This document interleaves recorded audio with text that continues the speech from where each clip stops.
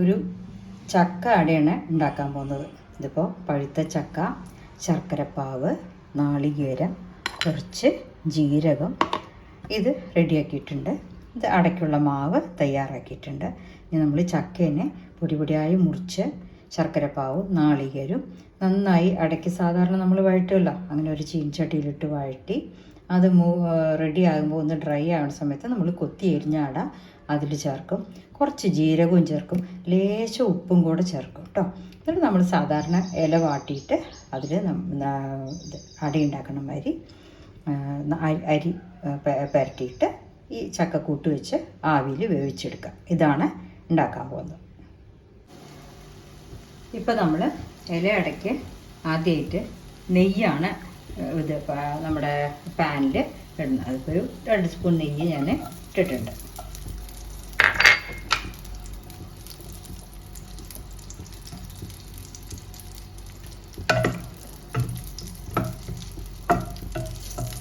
നെയ്യ് ഒന്ന് വഴണ്ട് വന്നതും ഒന്ന് മെൽട്ടായതും നമുക്ക് അതിലേക്ക് നാളികേരം, അപ്പോൾ ഒരു പാത്രം നാളികേരം എടുത്തിട്ടുണ്ട്. ആ നാളികേരം അതിലേക്ക് ആഡ് ചെയ്യുക.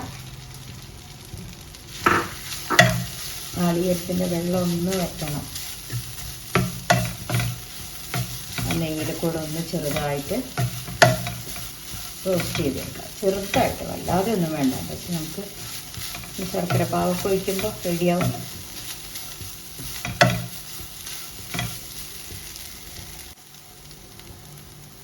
ഇനി ഈ നാളികേരത്തിലേക്ക് നമ്മൾ ശർക്കരപ്പാവ് ഒഴിക്കുക.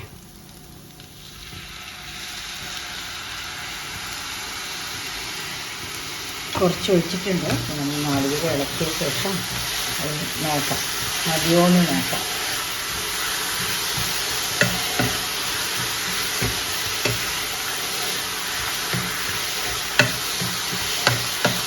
ഞാനിപ്പോൾ ഒരു 1/2 കിലോ ശർക്കരയും കൊണ്ടാണ് പാവ് ഉണ്ടാക്കിയത്. പക്ഷെ ഇതൊരു 5-6 അച്ച് ശർക്കരയുടെ പാവ ആയിട്ടുണ്ട് കേട്ടോ. അത്ര എടുത്തിട്ടില്ല, മതിയാവും. ഇത് മതിയാവും. അതിലേക്ക് കുറച്ച് ജീരകം എന്താ വെച്ചാൽ അതൊരു ഫ്ലേവറാണ്. കുറച്ച് ജീരകം, കുറച്ച് ഉപ്പ്, ഒരു പിഞ്ച് ഉപ്പ് അതിട്ടൊന്ന് നന്നായിട്ട് വഴണ്ട് വന്നാൽ നമുക്ക് ഈ ചക്കയുടെ കൂട്ടും അതിലിടാം. ചക്ക ഞാൻ ചെറുതായി മുറിച്ച് വെച്ചിട്ടുണ്ട്. ചക്കയുടെ കൂട്ടും അതിലിടാം. ഇതാ ചക്ക ഞാൻ ചെറുതായി മുറിച്ചത് അതും. പക്ഷേ ഈ ചക്കയിലൊക്കെ ഒത്തിരി വെള്ളം ഉണ്ടാവും, അപ്പോൾ അതൊക്കെ ഒന്നും കൂടെ ഡ്രൈ ആകണം. ഈ പാവിൽ കൂടെ കുറച്ച് ചക്കയും വേവണം.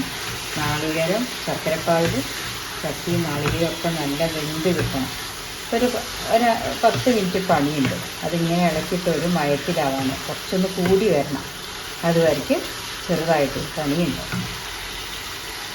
അങ്ങനെ നമ്മുടെ ചക്കയുടെ കൂട്ട് റെഡി ആയിട്ടുണ്ട്.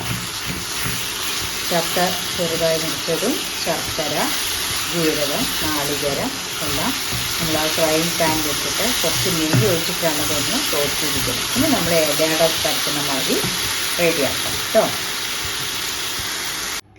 അപ്പം ഞാൻ നമ്മുടെ അരി അരച്ച് വെച്ചിട്ടുണ്ട്. ഞാൻ ഒരു 1.5 ഗ്ലാസ് അരിയാണ് ഞാൻ അരച്ചിരിക്കുന്നത്. ആ അത് മിക്സിയിൽ തന്നെ അരച്ചെടുത്താൽ മതി. ഒരു 4 മണിക്കൂർ കുതിർത്ത ശേഷം മിക്സിയിൽ അരച്ച് ഇതുമാതിരി നമ്മൾ ഇലയിൽ പരത്താം. മിക്സിയിൽ അരച്ച് കുറച്ച് വെണ്ണമാതിരി പരത്തണമെന്നൊന്നും ഇല്ല കേട്ടോ.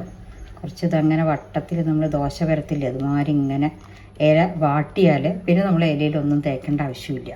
അങ്ങനെ ഇല ഇതാക്കുക. കുറച്ച് ഒരു സൈഡ് നമ്മുടെ ചക്കയുടെ കൂട്ട് റെഡി ആയതുണ്ടല്ലോ, അതിങ്ങനെ ഒരു സൈഡ് വയ്ക്കുക. അങ്ങനെ വയ്ക്കുക. ഇനിയിപ്പോൾ നമ്മൾ ഇലേനെ മടക്കുക.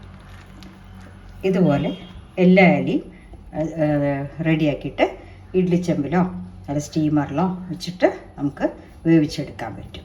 ഇതിപ്പോൾ ഇതിൻ്റെ കൂട്ടാണ്. ഇതാണ് മാവിൻ്റെ പാകം. ഇത് ഞാൻ പച്ചരി 4 മണിക്കൂർ കുതിർത്ത ശേഷം മിക്സിയിൽ അരച്ച് കുറച്ച് ഉപ്പും കൂടെ ആഡ് ചെയ്ത് വെച്ചതാണ് കേട്ടോ. ഇപ്പോൾ ഇതാ ഇഡ്ലിച്ചെമ്പിൽ നമ്മളിത് മാതിരി ഇതിൽ അടുക്കി വയ്ക്കും.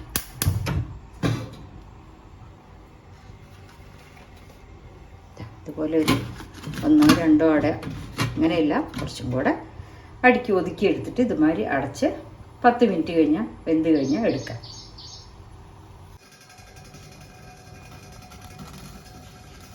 ഇല അട റെഡിയായി. ഇനി അത് ഒരു പ്ലേറ്റിലേക്ക് ആക്കട്ടെ കേട്ടോ. അപ്പം നമ്മുടെ ഇലയടയുടെ കൂട്ടൊക്കെ കറക്റ്റാണ്, എല്ലാം റെഡിയായി വന്നു. ഇനിയിപ്പോൾ ഇതുമാതിരി എല്ലാവരും ഉണ്ടാക്കി നോക്കുക. ഇലയട റെഡിയായി, ചൂടോടെ കഴിക്കാൻ പറ്റിയത് നല്ലത്. Thank you.